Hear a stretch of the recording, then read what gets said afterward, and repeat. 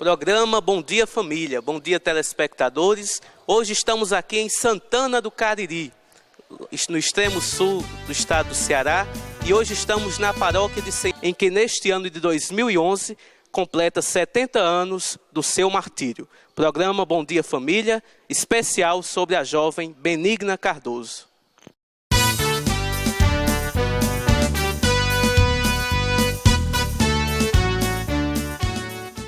Vamos conversar um pouco agora com a dona Naís Sobreira Feitosa, catequista, ministra da Eucaristia, extraordinária da Eucaristia e devota assídua da jovem Benigna. Conheceu pessoalmente a jovem Benigna, estudou com ela e tem uma grande devoção a essa jovem considerada santa e vai falar um pouco para a gente sobre essa devoção à Benigna. Eu conheci a Benigna aos 13 anos de idade. Ela tinha 13 anos.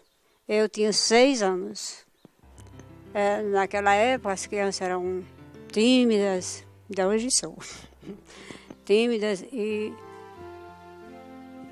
a gente ia assistir aula em Inhumas.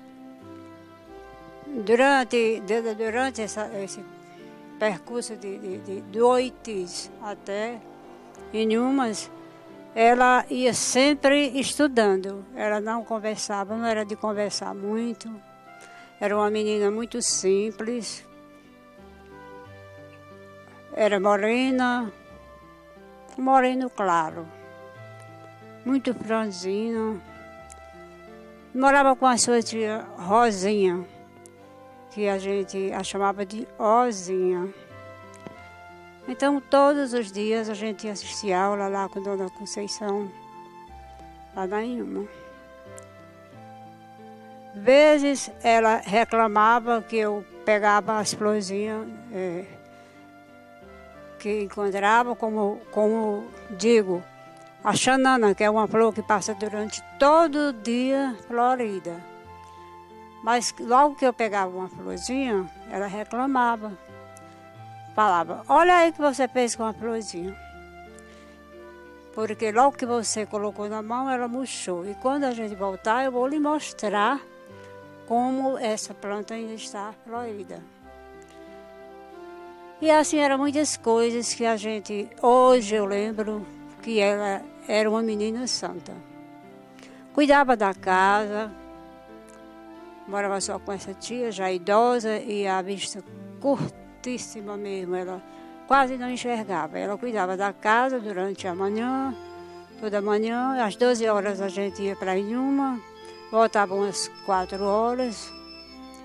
Quando ela chegava, ia cuidar da janta, às pressas, e um certo dia, nós atrasamos um pouquinho, a professora falou, mas nós chegamos atrasadas. Quando chegamos, eu lembro que ela falou, a tia dela falou, ô Benigna, vocês custaram tanto hoje. Está faltando água, ainda falta fazer a janta. Não, eu passo já, Rosinha. A cacimba que ela ia pegar água era bem pertinho, né? E pegou o potinho, era pote que a gente falava, uma jarrazinha pequena, que também ela não podia com peso, né? Era muito criança. E lá, quando a gente vinha de Inhumas, o Raul estava sentado assim numa porteira, ele e mais 2 crianças, que eu não lembro o nome das 2 crianças. Aí a Benigna falou assim, eita, tá já anoitecendo e eu ainda vou pegar água. Acho que ele pensou, ele ouviu isso, né? Essa deixa dela dizer que ia pegar água e foi esperá-la na cacimba. Quando aconteceu o caso, né? Eu lembro bem que eu vi os 3 dedos dela cortados, mas não era um corte grande. A gente podia até virar o dedo assim. Talvez seja quando a primeira vez que ele ameaçou, né? E ela foi se defender e cortou os dedinhos. Então ele daí tirou a jarrazinha, o potinho como a gente chamava, e colocou nas raízes, que nem chegou a derramar água. E já bem próximo à casa, talvez como daqui na igreja ou mais perto da casa dela, eu calculo que fosse assim umas 5h30. Ela foi aí que aconteceu o martírio, né? Tinha vou dizer com minhas palavras, uma moita muito grande assim, baixinha, mas era muito grande, muito assim. E ali foi o martírio. Ele escondeu-se por trás desta moitinha, né? Moitinha não, moita. Escondeu-se por trás dessa moita. E como já estava escurecendo, sempre nessa época tem chuva, né? Aparece chuva, aí tinha chovido, então ela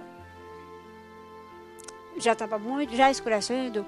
Aí a tiozinha, mesmo com a vista curta, ela falou: eita, meu Deus, Benigna hoje está aprontando.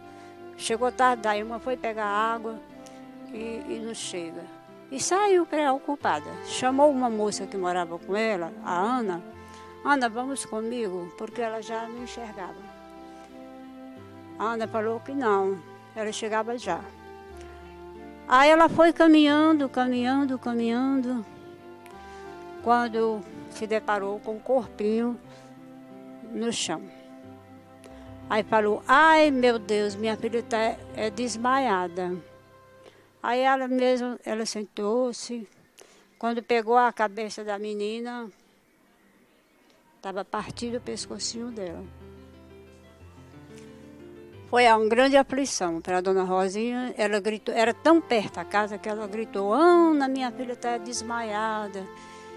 Que a Ana ouviu lá da casa. E foi às pressas. Quando chegou lá, Maria, quase que dá uma agonia também. Quase desmaia. Aí trouxeram ela para casa. Foi o velório. Minha mãe já tinha colocado o jantar para meus pais e nós estamos, meus irmãozinhos também. O meu pai falou: menina, eu não aguento nem, com a notícia dessa eu não aguento nem jantar. Deixa para lá, vamos. Acudiozinho. Chegamos lá, ela já estava o rostinho coberto, mas a gente via sangue na roupinha dela. Apenas minha mãe deixou eu ver só os dedinhos. Minha mãe não deixou eu ver o golpe. Né? Foi uma noite de muita aflição. Né? Isso que eu lembro de Benigna. Às vezes eu perco o sono e fico a lembrar uma coisa, outra, né? Daquele dia de tanta aflição. Também eu gostaria de dizer, mesmo eu, criança, eu achava que Benigna fosse a primeira da classe. Porque tudo era Benigna, tudo. Os outros não faziam uma boa leitura, dizia a professora, né? Que elas não faziam boa leitura. Os outros, né? E ela não, ela era como se fosse a mais estudiosa da classe. Dona Anaí Sobreira, a senhora teve o privilégio de conviver com a menina Benigna, né? E a senhora me falava outro dia do comportamento desta menina santa, né? O seu testemunho em casa ajudava, cuidava da casa, zelava, o zelo pelo estudo, né? Não perdia aula e trabalhava praticamente o dia todo, não perdia aula e às vezes quando não tinha tempo devido às lidas da casa, na caminhada ela mesma ia estudando, né? Então toda essa trajetória, antes de acontecer o que nós sabemos que aconteceu, né, o trágico martírio, né? Então, fale um pouquinho para nós como era o comportamento da menina Benigna. Ela tinha consciência, né, dos valores cristãos, dos valores morais, né? A questão do catecismo, o amor a Deus, o amor aos irmãos, a natureza, como a senhora mesma dizia, né? Tinha muito amor à natureza. Até porque uma vez também aconteceu comigo que tinha um pé de mandacaru nesse percurso. Então eu ainda hoje sou louca por flores. Aí a florzinha com o fruto estava muito alto e eu peguei uma vara, um pau comprido e comecei a maltratar a frutinha, o fruto. Mas eu queria era a florzinha que estava acima do fruto, muito bonitinho. Aí ela reclamou, depois tomou o pauzinho da minha mão e disse, lembro tão bem disso, ela pegou o pauzinho e disse, agora eu vou lhe dar também. Até falou assim, uma futucada, para você ver se é bom. Olha lá como está o fruto, está todo cheio de água, isso ele chorando. Nessa hora eu me emocionei muito, porque estava realmente saindo a água do fruto. E muitas coisas assim que eu observei, que ela como criança, tão criança com 13 anos, naquela época uma criança de 13 anos era inocente. Dona Anaí, e essa relação trabalho e escola, como é que ela conciliava? Trabalhava o dia todo? Dava de conta das aulas, né? Como é que a senhora narra este relacionamento dela? Como é que ela conciliava o seu tempo? Como ela que distribuía bem o seu tempo? Por ouvir dizer, ela despertava vezes até antes de 6 horas. Aí já ia cuidar no almoço, porque a companheira quase não enxergava, né? Ia cuidar do almoço, passava a vassoura na casa e depois almoçava, ela já deixava a louça lavada, panelinha, que se admirava muito as moças que moravam lá na casa com ela, que era Ana e Rosa. Outra Rosa. E deixava tudo arrumadinho. Até isso ainda hoje me serve de exemplo. Que eu não gosto de deixar louça suja na pia de jeito nenhum. A exemplo de Benigna. E essa parte de igreja, e que também ela vinha fazer as primeiras sextas-feiras, eu não tomei conhecimento porque era muito criança, não lembro bem essa parte. Continuando, quando ela chegava da aula, assim, à tardinha, ela já ia ainda cuidar da janta, porque a tia não podia fazer nada. E uma hora dessa, ela já estava a caminho da cacimba para deixar a jarra grande com água. É isso que eu lembro. Quando eu também era muito criança, a gente não morava na mesma casa, mas, por ouvir dizer, era assim que ela trabalhava. O dia todo. Ocupava-se o dia todo. Até porque, como eu já disse, ela ia para a aula, ela não gostava de conversar com a gente, não tinha brincadeira, era um pouco triste, assim, uma fisionomia triste. Quando a gente fazia uma pergunta a ela, ou mexia com ela, puxava assim, o vestidinho dela, ela falava, não tenho tempo de brincar, porque eu só estudo mais de casa para escola. Em casa quase não tenho tempo de estudar. Então, após a morte da menina Benigna, a população chocada, mas mesmo com o tempo depois começaram a surgir os devotos e devotas que faziam promessa, invocavam a jovem Benigna como santa. Como é que a senhora viu, como é que os seus contemporâneos da época interpretavam este fato? Ou mesmo, já décadas depois, a senhora acompanhou o padre Cristiano, a própria família da jovem Benigna. A senhora teria alguma coisa a dizer a esse respeito, após a morte? Como foi essa notícia e como foi o relacionamento do povo para com a jovem Benigna? Por ouvir dizer, e eu também cheguei a ver muitas fitas que as pessoas levavam lá no lugar do martírio e colocavam nos galhos dessa árvore, né? Essa moitinha. E o padre Cristiano, eu lembro, eu ainda muito criança, mas lembro que ele falava assim, que nós crianças tomassem aquele exemplo da Benigna, né?